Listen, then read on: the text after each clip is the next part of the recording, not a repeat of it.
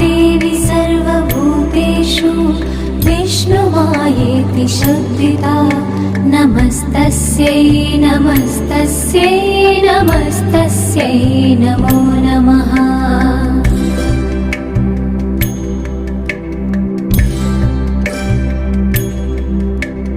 या देवी सर्वभूतेषु चेतनेत्यभिधीयते नमस्तस्यै नमस्तस्यै नमस्तस्यै नमो नमः।